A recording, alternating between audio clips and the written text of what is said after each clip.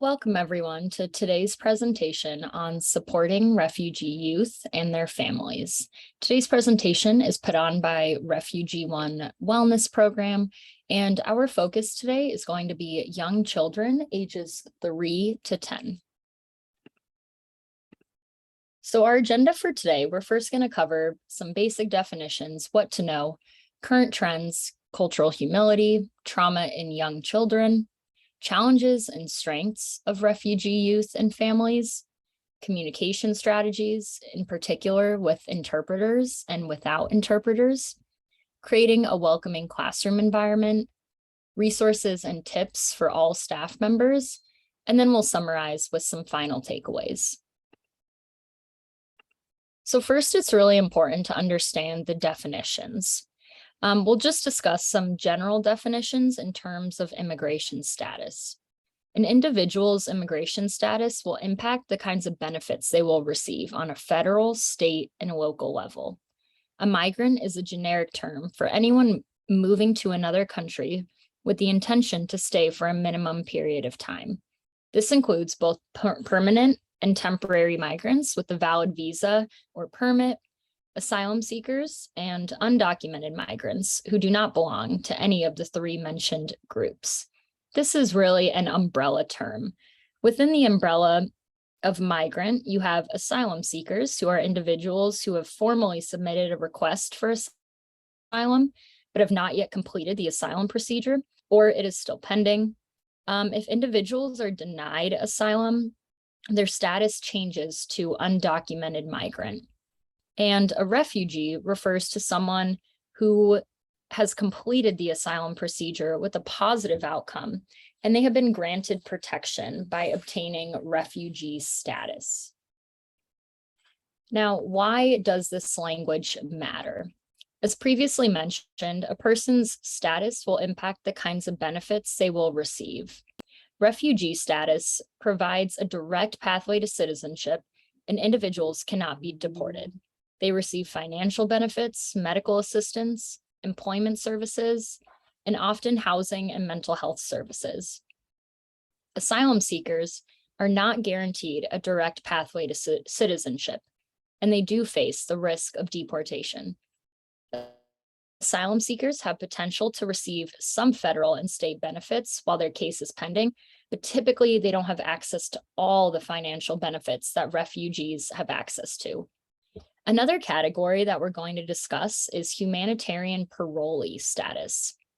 So these kinds of services provided to individuals is very nuanced. This humanitarian parolee status does get a little bit murkier. It used to be a very small category. Now it's greatly increased in the populations that it serves. There are pretty stark differences between these statuses. The tables just show that these things are generally true, but more and more exceptions keep getting added and treated in their own new category. Now, what to know? We're just going to cover the basics of refugees, asylum seekers, and humanitarian parolees. It is difficult to generalize the experiences of refugees from different countries, since their experiences can vary greatly. Some refugees arrive in the US from their home country. Others live in refugee camps in nearby countries for years before being granted refugee status in the United States. This process is extremely long and tedious. Many don't realize that the average time spent in a refugee camp is 17 years.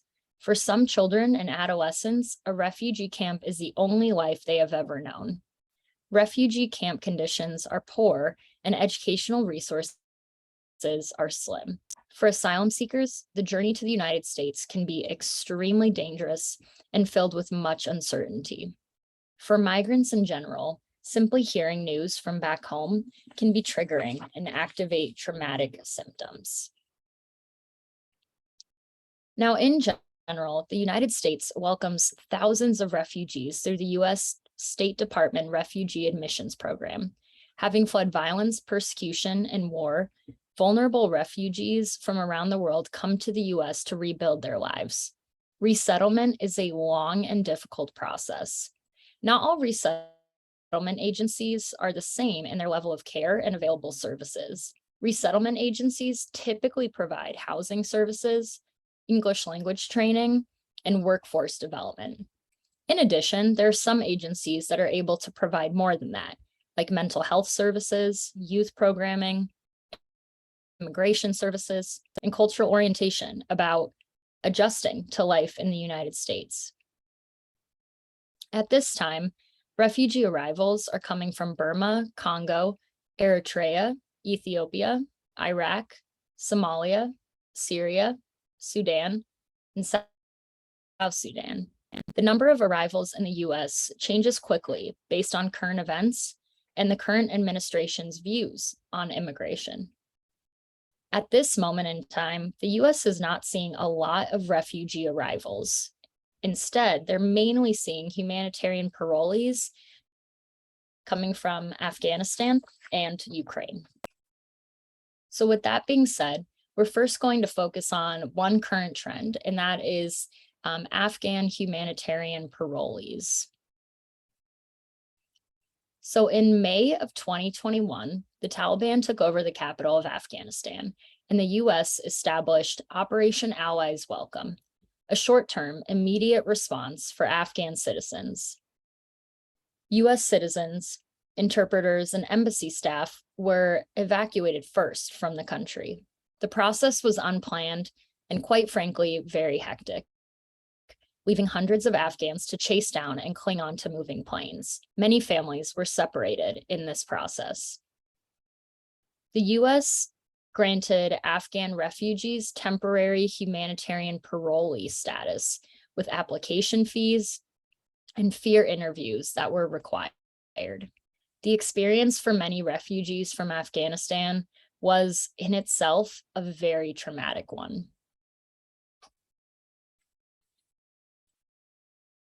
And now looking at Ukrainian humanitarian parolees. When the war in Ukraine erupted in February of 2022, the US established Uniting for Ukraine, a streamlined long-term program that welcomed Ukrainians and offered them humanitarian parolee status if they had a sponsor in the United States. This status was renewable, the application fee was waived, and no fear interview was required.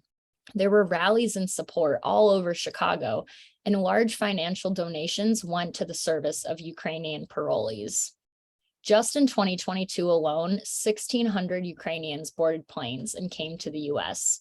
Before arriving in the US, many individuals lived in dangerous and inhumane conditions. Families were separated in the process as some chose to stay and fight against the invasion. Once in the US, Ukrainians must apply for asylum status and wait for approval.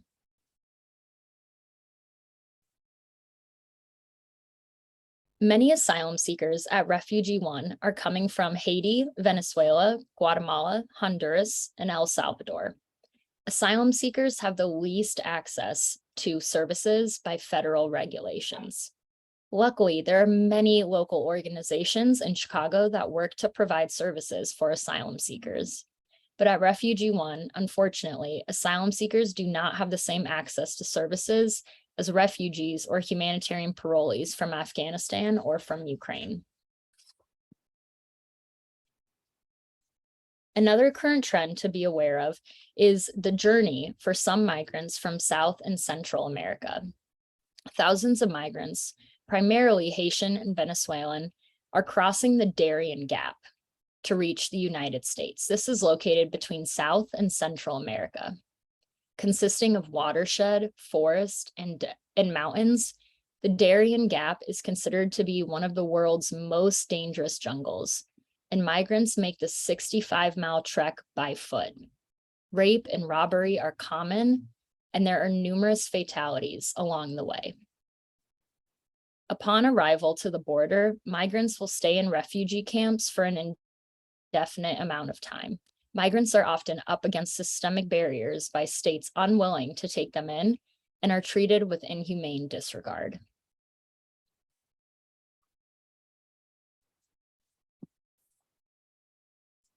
So whether you are watching this video in a group or on your your own, I want to take some time for reflection. I encourage you to pause this video and allow for thoughtful reflection and discussion to each question before moving forward. What similarities or differences do you notice in the refugee experiences?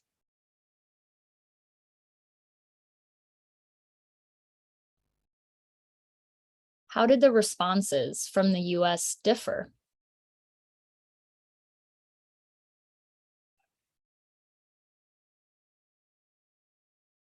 How might the varying migrant experiences affect a child's overall ability to transition to life in the US?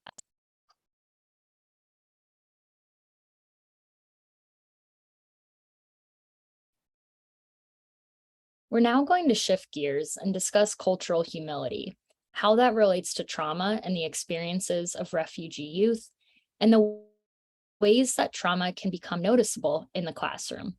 This first video focuses on students in a university, but it is very applicable to any age refugee or migrant coming to the United States.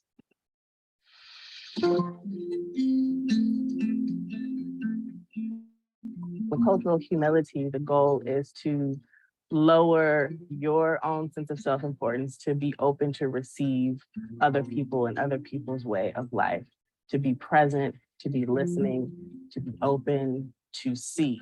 We are all equals and we each have skills to share. You're talking about developing a partnership. I have something to give and you have something to give. And what are we going to create from that? It's not coming in as if you have all of the answers because you're at the university and I have none of the answers because I am from a minority community.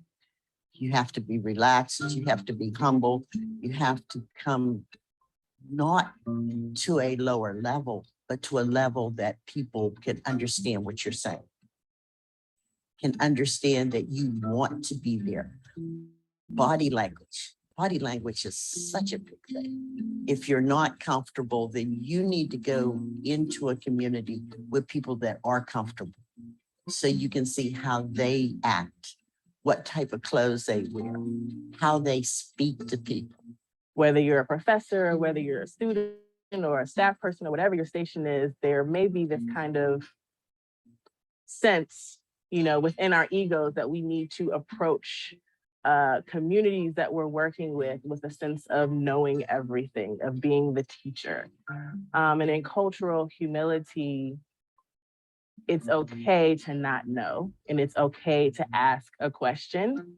It doesn't mean that you're not intelligent. It just means that you may not know something. So I think it's just important to approach folks who may have different social identities in that way, with a sense of openness, with a sense of listening and really listening to understand instead of listening to talk and teach.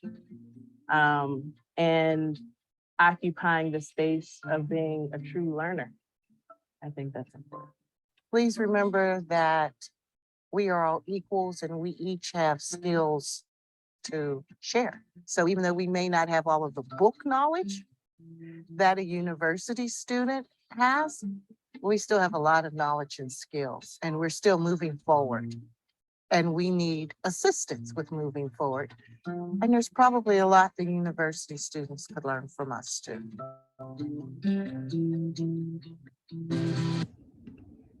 So cultural humility is a personal, lifelong commitment to self-evaluation and self-critique, whereby the individual not only learns about another's culture, but one starts with an examination of his or her own beliefs and cultural identities. This requires ongoing reflection about one's own biases. We all have biases. We would be false and lying if we said we didn't. There's a recognition within cultural humility of the power dynamics and the imbalances that we see in the United States, and a desire to address those power imbalances and to develop partnerships with people and groups who advocate for others. There's an openness and empathy and compassion that are required within cultural humility. And as the video stated, it's truly a balance and a fine line between educating yourself on someone else's culture and not expecting them to teach you, but also assuming that you will never know everything and asking them questions and not being embarrassed or afraid to ask them those questions. So, how can conversations around power imbalances show up in the classroom? Given our unique life experiences, certain subjects or topics may impact individuals differently. Don't shy away from explicitly addressing inequities that you see inside and outside of the classroom with your students. And just remember, if you are facing or experiencing discomfort, students are probably experiencing it too. So facilitating an open dialogue in a safe environment is better than avoiding such conversations. As a CPS teacher myself for 4 years, I have learned that more often than not, students are aware of, have experiences with, and/or want to talk about these issues. So continue your research and seek out materials that are developmentally appropriate for your age students.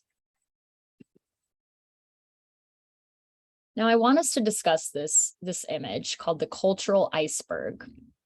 Freya Starr once said, "The portions we see of human beings is very small. Their forms and faces, voices and words, but beyond these, like an immense dark continent, lies all that has made them." So looking at this graphic, we see that there are tangible, more surface level ideas about culture. Then there's a deeper understanding of cultural values that may be not so easily seen or understood. So on the surface, cultures are comprised of unique foods, festivals, music, dance, languages, and performances. But below the surface is what we call deep culture. Communication styles and rules will look different for different cultures.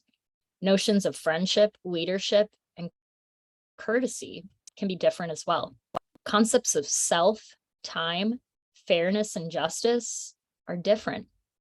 And attitudes towards elders, adolescents, authority, expectations, topics like death and work are important to learn about one's culture. Each culture and family will be different in their approach to their faith, marriage, decision-making, and problem solving. As a classroom teacher or staff employee, it's important to be aware of and understand these unique aspects of one's culture.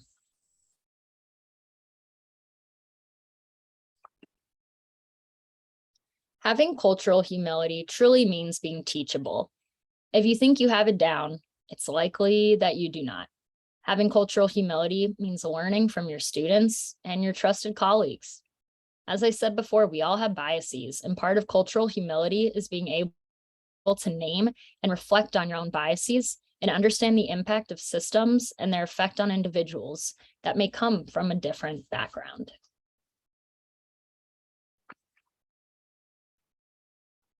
Now we're going to shift to trauma in young children. So the best thing to do is to remain patient and empathetic. For many children who have experienced trauma, they may not present symptoms until they have settled into a safe environment. Symptoms of trauma can often look like misbehavior, especially in a classroom.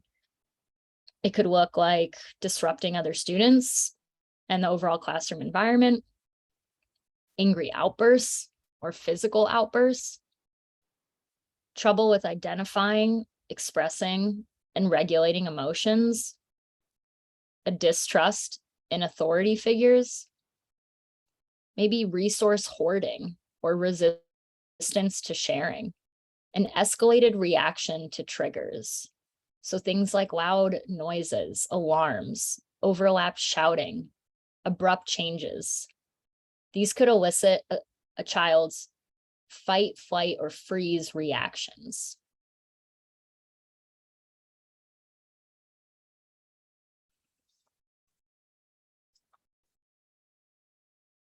Symptoms of trauma can also look like seemingly positive behaviors, like overachieving, wanting to please authority figures, being clingy to adults they trust, or trusting adults right away.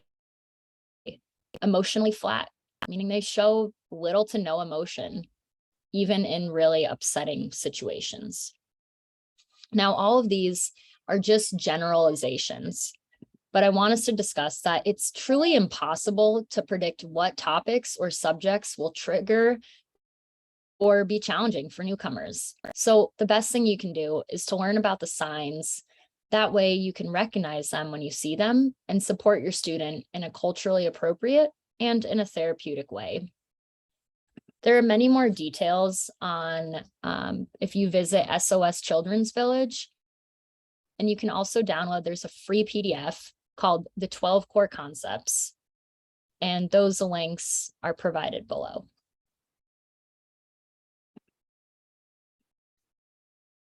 Now, overall, I want us to remember that all behaviors have an underlying reason. These behaviors are not a personal attempt to make things more difficult for you, for the other students, or for the overall classroom environment. But you may be asking, what can be helpful for children who have experienced trauma? Inclusion with others through play and activities is a great way, especially for young children, finding safety within a community. Maybe you pair them up with a buddy for the first couple of weeks. Incorporating visuals into the learning across subjects, especially while their English language skills are still developing. And as a classroom teacher and staff member, you know how important it is to be consistent and predictable with many students, but especially with students that have experienced trauma. Some may not adapt well to surprises or changes in their routine.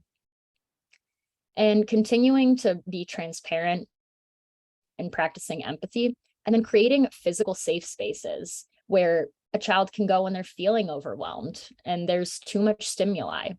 They could also create a hand motion or some type of visual motion that's nonverbal, but that can tell you that they need a break and they need to go into that physical safe space. Refugee youth and families face many challenges in the adjustment process coming from their home country to the United States. I'm not going to read off the whole list, but here are some of the challenges for refugee youth and families. So first, differences in school systems and new languages. That school systems can be very, very different depending on their home country. Many migrant or refugee students may face bullying, teasing, discrimination, and loneliness, especially as they're still adjusting to new social rules and dynamics. And one I really want to focus on is the difference in ethnic group relations. So it's important as a teacher to understand that majority and minority ethnic groups in a student's home country are typically lumped together as indistinguishable in the United States context, even though back in their home country, they are very different groups of people, very different cultural norms.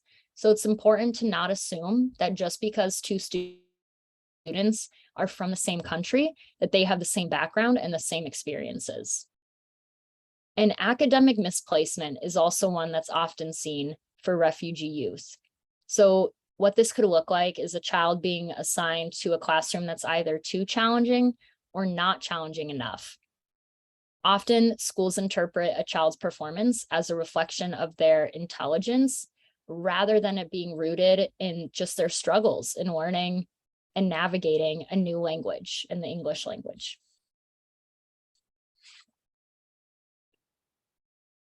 But we also really want to focus on the strengths of refugee youth and families. As you know, just to get to the United States, it can be a very treacherous, grueling, and difficult journey. So refugee youth and families do bring a ton of strengths into whatever communities they are involved in.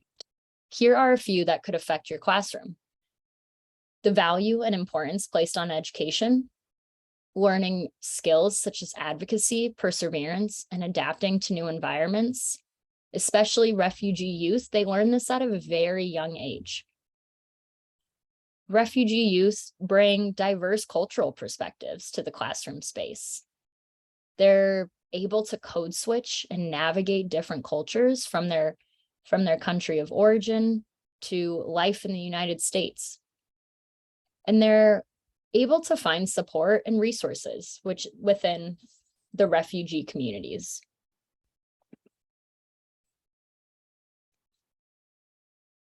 And if you're interested in more details, here are 2 sites that we recommend just to read up on the strengths of refugee youth and families. Now, I know that especially in some public schools, it is difficult to always receive the resources that are needed, and we understand that. So we first want to talk about communication strategies when working with interpreters, if you have the option and the privilege to work with interpreters at your school. If possible, it's really important to brief the interpreter before the conversation. So just letting them know the who, what, when, where, why, and to warn the interpreter if sensitive topics are going to be discussed. It's important to ask the interpreter not to change or alter any part of the conversation. You really want to be able to understand word for word how the child is feeling. Most interpreters will use a type of interpretation called consecutive interpreting. So this is where the speaker, which could be you may stop every 1 to 5 minutes, usually at the end of a paragraph or a complete thought, and then allow time for the interpreter to step in and translate after the pause. And always remember to have one person speak at a time, just as you would in any other conversation.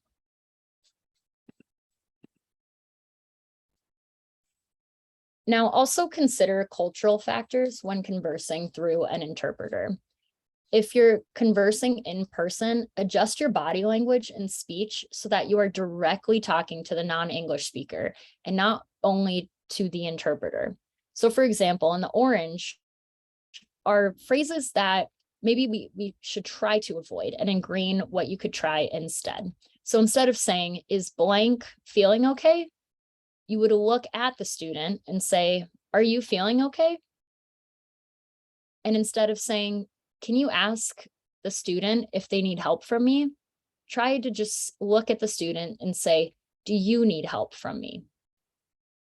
These subtle changes make a really big difference, and it allows you to better build a relationship between you and your student. Remember to speak clearly and in a normal tone, and avoid using metaphors, acronyms, idioms, or slang, because they may not be able to be translated and your point may be lost in the translation. And collaborate with the interpreter and treat them as a professional. Now, this is a big one. If you can, check in with the interpreter after the conversation. How did it go for them? Was anything missed in translation? Often, people treat interpreters like a tool rather than a person. They are a person with a valuable resource, and that can be used as a valuable resource, but you want to make sure that you're checking in with them as well. Now, what are communication strategies when you're working without an interpreter? Which I know this can be extremely difficult, but first thing, try to get creative. If available, try to incorporate as many visual models, language technology, or audio resources as you can. See if there's a family friend or community member that could be a resource when you need a more formal interpreter and interpretation isn't available. But really try to refrain from having another child act as an interpreter. A student's number one job should be to simply be a student and not used as an interpreter. And never forget the importance of nonverbal communication. And this goes both ways. As you read the child's body language and facial expressions, be mindful of your own and know that they are likely doing the same thing.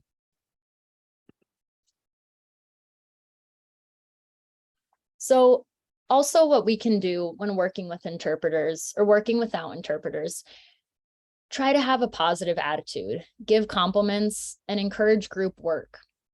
You'd be surprised how much you can get across and how you can build relationships with the student just through nonverbal communication, even if you don't speak the same language.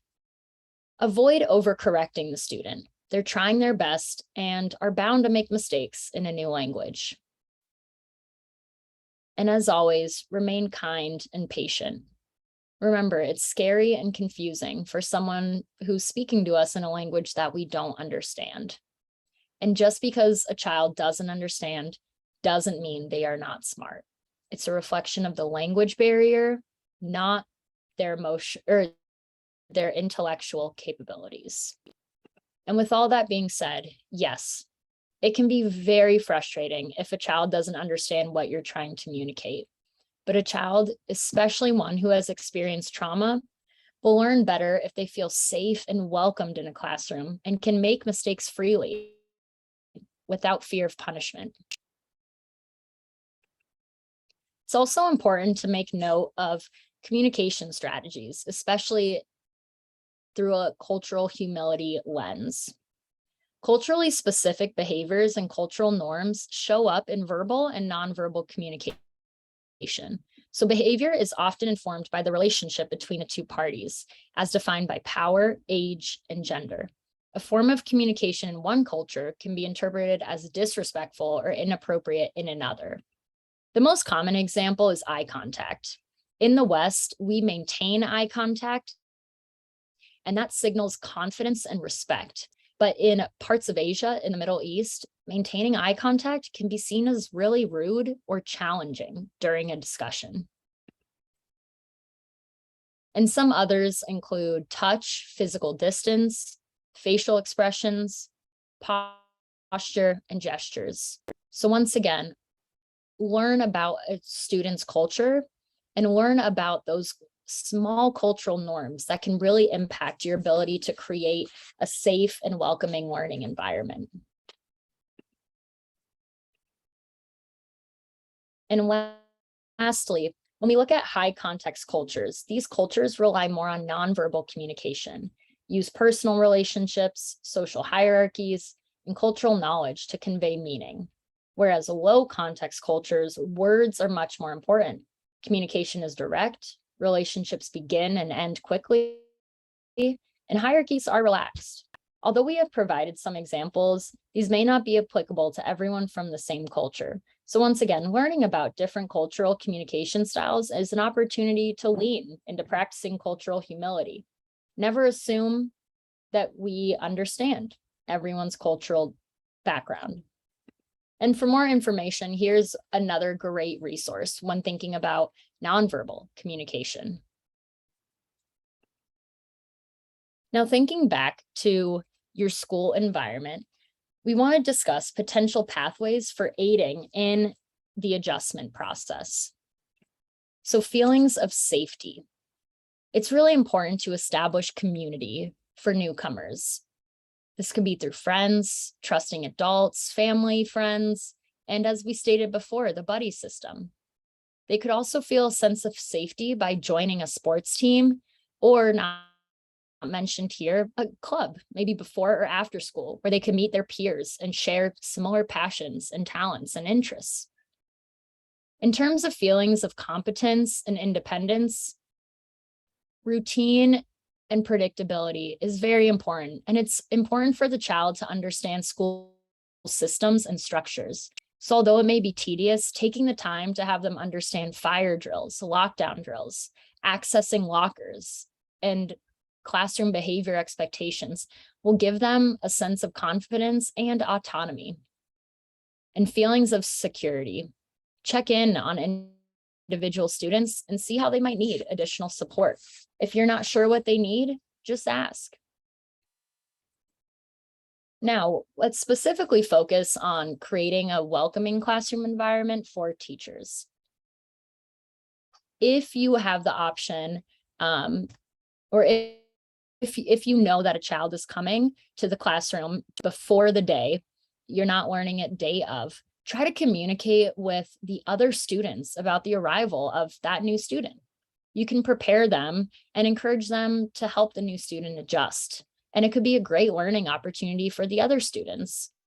What do you think that this child would need? And it can also give the other students a sense of purpose. And inform all staff members of new students and any possible language barriers. It's important for all staff to understand who the newcomers are. You could create support groups for newcomers, encourage integration of new student into the classroom community. You could ask the student to bring in an item from their culture to explain or show to the class. I know another example, sometimes people bring in cultural food and have the whole class taste a certain dish from a child's culture. Make note of important holidays and celebrations within one's culture. This is especially important if we're thinking about, let's say, Ramadan, where students may be in and out of a classroom for a whole month. They may be fasting. There are many things to think about when we think about holidays and celebrations, and they really affect a child's learning. So it's important to be cognizant of those. And create a diverse classroom library that represents all students. So now we're going to watch this video with just some extra tips for welcoming newcomers. One way to create a warm and welcoming environment for ELL students is to make sure that you have materials in their language, if possible. Within my classroom library, I try to have books in Spanish, in Hmong. I've got a couple in Somali, try to have as many languages that I can to represent what my students do.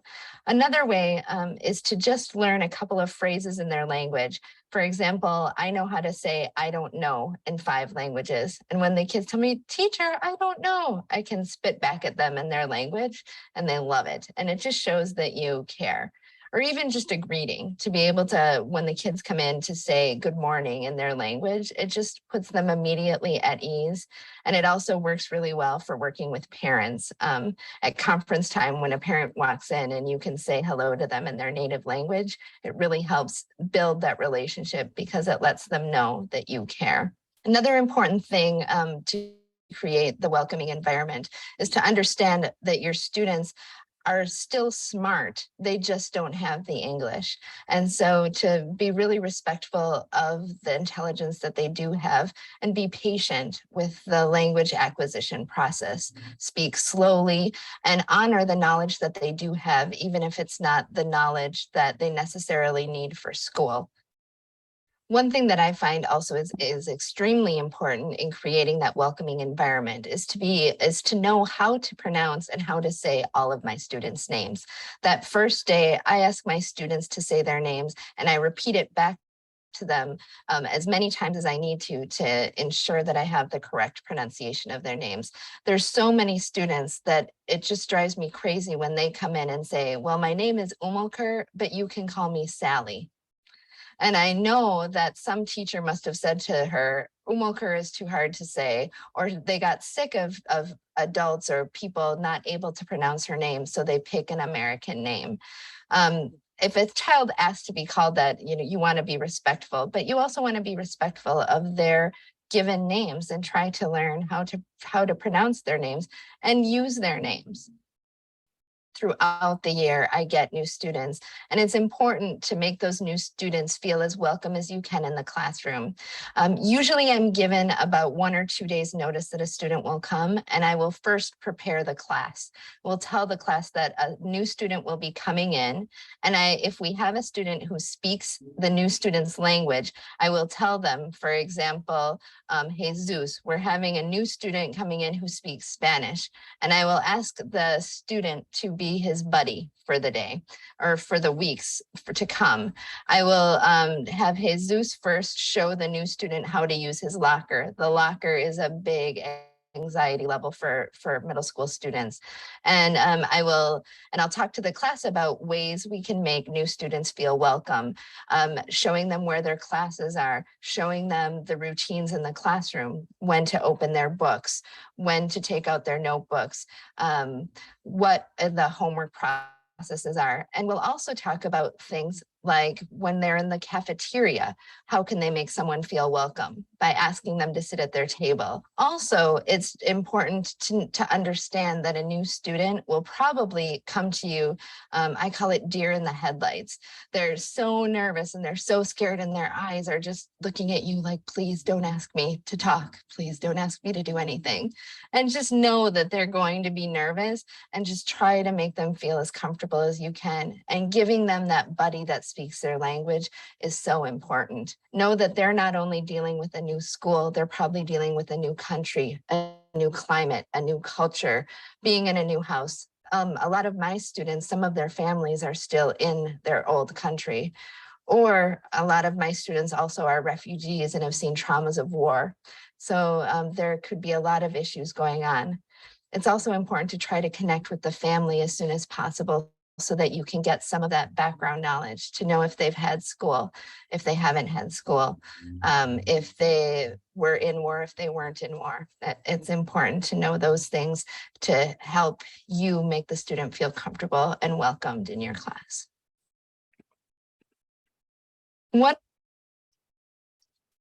One resource that I would love to share with everyone, you can find it for free on reimaginingmigration.org, and the full link you'll see at the bottom of the screen. But first, it's a one page where you can really put down your thoughts and be self-reflective. So this is for you. And then it also includes a checklist of, are you being culturally responsive in your teaching, or does your classroom environment feel culturally welcoming for other students? Here's a bit more to the checklist. All right.